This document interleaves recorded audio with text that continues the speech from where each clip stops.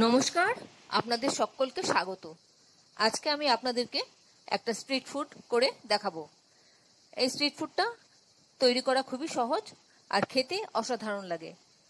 আমি আজকে আপনাদেরকে করে দেখাচ্ছি পটল ফিঙ্গার। আমরা ফিশ ফিঙ্গার খেয়েছি, আমরা পটেটো ফিঙ্গার খেয়েছি, কিন্তু পটল ফিঙ্গার আজকে আমি আপনাদেরকে করে দেখাবো। আসুন তাহলে দেখিনি রেসিপিটা কীভাবে করতে হবে। এই রেসিপিটা করার জন্য আমি এখানে কিছু পটল নিয়ে নিয়েছি।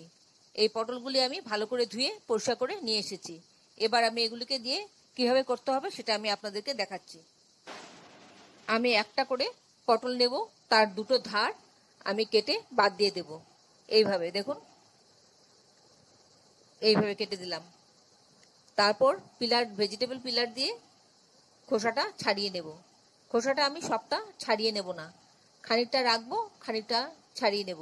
কিছু কিছু থাকবে, আবার কিছু কিছু ছাড়িয়ে নেব। এইভাবে দেখুন, একটা স্ট্রাইপ ছাড়াচ্ছি আর একটা স্ট্রাইপ রাখছি। এইভাবে পটলটাকে খোসাটা রেখে করে নেব। তারপর এই পটলটাকে আমি দুটো ভাগ করব। আমি ছুরি দিয়ে করছি, আপনি চাইলে বটি দিয়েও করতে পারেন। এইভাবে দুটো ভাগ করে নিলাম সমান সমান করে। তারপর একটা চামচের সাহায্যে ভেতর থেকে দানাটাকে স্কুপ করে নেব, বার করে নিয়ে আসবো। দানাগুলি আস্তে আস্তে করে দুধার থেকে এভাবে কেটে মধ্যিখানটা পরিষ্কার করে নেব। এ দেখুন, এইভাবে আমি আরেকটা পটলের দানাও পরিষ্কার করে নিচ্ছি।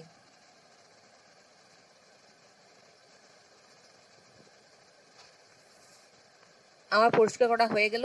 এরপর আমি কি করব দেখুন, আমি ছুরি দিয়ে পটলের যে দিকটা সরু সেই দিকটা রাখবো, আর যে দিকটা চড়া আছে সেই দিকটা দিয়ে কাটবো। ছুরি দিয়ে এইভাবে, আপনি ছুরি দিয়ে না পারলে বটি দিয়ে করে নেবেন। ছুরি দিয়ে এইভাবে দাগ দিয়ে দেখুন, এরকম পিস পিস করে নেব, পাতলা পাতলা করে টুকরো টুকরো করে নেব। তাতে দেখতে খুব সুন্দর লাগবে, অনেকটা ফিঙ্গারের মতন লাগবে। এই মুহূর্তে আপনারা কে কোথা থেকে, কোন শহর থেকে, কোন দেশ থেকে আমার এই রেসিপিটা দেখছেন, প্লিজ একটু কমেন্ট বক্সে কমেন্ট করবেন। আমার তাহলে খুব ভালো লাগবে। আর নতুন কোনো বন্ধু প্রথমবার আমার চ্যানেলটাকে দেখে থাকলে আপনাকে একটা বিগ হাগ জানাচ্ছি। চ্যানেলটাকে সাবস্ক্রাইব করে নেওয়ার জন্য অনুরোধ রইল। পাশে বেল আইকনটা অ্যাক্টিভেট করে নেবেন, যাতে পরবর্তী আমার সমস্ত রেসিপি নোটিফিকেশন সবার আগে আপনার কাছে এসে পৌঁছয়। আর আপনি যদি ফেসবুক থেকে দেখে থাকেন তাহলে ফলো অপশনটা ক্লিক করবেন আর একটা লাইক দিবেন, তাহলে আপনি আমার সাথে জুড়ে যাবেন। আপনি আমার সাথে জুড়ে গেলে আমার সমস্ত রেসিপি নোটিফিকেশন সবার আগে আপনার কাছে এসে পৌঁছবে। দেখুন কি সুন্দর লাগছে, মনে হচ্ছে না পুরো আঙুল। এবার আমি এই পটলগুলিকে একটু নুন দিয়ে মাখিয়ে রাখবো। আমি একটু সময় রেস্ট দেব, এই ধরুন 10 মিনিট মতন রেস্টে রাখবো। ততক্ষণে আমি এখানে যে ব্যাটারটা সেটা রেডি করে নিচ্ছি। এখানে আমি একটা পাত্র নিলাম, তার মধ্যে আমি বেসন দিয়ে নিচ্ছি। আমি 2 টেবিল স্পুন বেসন দিলাম আর 1 টেবিল স্পুন চালের গুঁড়ো দিলাম। এবার এর মধ্যে আর বাদবাকি যা যা লাগবে সেগুলো আমি একে একে দেব। একটু নুন দিয়ে দিলাম স্বাদ মতো। নুনটা একটু বুঝে দেবেন, কারণ আগে একবার নুন মাখানো হবে পটলের মধ্যে, তাই। তারপর ভালো করে মিশিয়ে নিচ্ছি। এরপর আমি দিচ্ছি এর মধ্যে গোলমরিচের গুঁড়ো। আপনি চাইলে শুকনো লঙ্কার গুঁড়োও দিতে পারেন। শুকনো গোলমরিচের গুঁড়োটা ভালো করে মিশিয়ে নিলাম, আর দেব একটু হলুদের গুঁড়ো। এবার সবটা ভালো করে মিশিয়ে নিচ্ছি। আমার এটা কিন্তু ড্রাই থাকবে, আমি কিন্তু এর মধ্যে কোনো জল মেশাবো না। এই ড্রাই ইনগ্রিডিয়েন্টসগুলো একসাথে করে নিলাম। এবার পটলটা যে নরম হয়ে গেছে, ভিজে গেছে, সেই অবস্থায় আমি এভাবে চেপে চেপে বেসনটা লাগিয়ে নেব। আপনারা যারা এখনো পর্যন্ত আমার চ্যানেলটাকে সাবস্ক্রাইব করেননি, ঝটপট সাবস্ক্রাইব করে নিন। আপনাদেরকে আমাদের মাঝে দেখতে পেলে আমাদের খুব ভালো লাগবে। এইভাবেই দুটো সাইড ঘুরিয়ে ঘুরিয়ে লাগিয়ে নেব। দেখুন আমি কিভাবে লাগালাম। পুরো সুন্দর লাগছে দেখতে, মনে হচ্ছে পুরো একটা আঙুল হাত। এইভাবে আমি আরেকটা তৈরি করে নিচ্ছি, আপনাদেরকে দেখিয়ে দিচ্ছি। দেখুন কিভাবে করতে হয়, কিচ্ছু না, একদম সিম্পল, যে কেউ পারবে করতে। এটাকে ধরে দুটো সাইড লাগিয়ে দেওয়া, এই গুঁড়োগুলি, বেসন, চালের গুঁড়ো, এগুলো এইভাবে লাগিয়ে নেব। এইভাবে আমি সবগুলো করে নিচ্ছি। সবগুলো আমার রেডি হয়ে গেল। দেখুন এবার আমি ভাজতে চলে যাব। কড়াতে সর্ষের তেল দিয়ে দিলাম। আমি ভাজাটা সর্ষের তেলে ভাজবো। তেলটা গরম হলে আমি এর মধ্যে একে একে দিয়ে দেব ভাজার জন্য। আমি ফ্লেমটা মিডিয়ামে রেখেছি, আপনারাও মিডিয়ামে রেখেই ভাজবেন, কিন্তু তা না হলে উপর থেকে লাল হয়ে যাবে আর ভেতরটা কাঁচা থাকবে।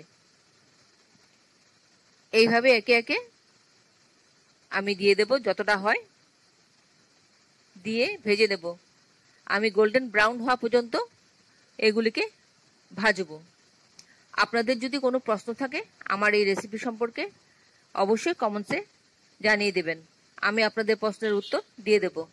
এইভাবে একটা দিক হয়ে গেলে আরেকটা উল্টে দেব, আরেকটা দিক ভাজার জন্য। দেখুন এরকম গোল্ডেন ব্রাউন করে করে ভাজতে হবে। আর এগুলো এত সুন্দর হয়, এত মুচমুচে হয়, খেতে দারুণ লাগে। সন্ধ্যাবেলা চায়ের সাথে মুড়ির সাথে খুব ভালো লাগে খেতে এই খাবারগুলো। এইভাবে আমার একটা বেচ ভাজা হয়ে গেল, আমি তুলে নিচ্ছি। তুলে নিয়ে আমি আরেকটা বেচ দিয়ে দিচ্ছি। আমি আরেকটা বেচ দিয়ে দিলাম ভাজার জন্য। গোল্ডেন ব্রাউন হওয়া পর্যন্ত ভাজবো। আশা করি আপনাদের ভালো লাগছে এই রেসিপিটা। যদি ভালো লেগে থাকে তাহলে একটা লাইক দেবেন, আর অবশ্যই একবার করে খাবেন।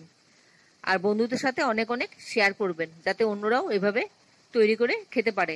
এই সময় বর্ষাকালে বাড়িতে সবারই মোটামুটি পটল থাকে এই সিজনে, আর পটল দিয়ে এইভাবে ভেজে বাড়িতে বসে বৃষ্টির দিনে বেশ ভালো লাগে খেতে।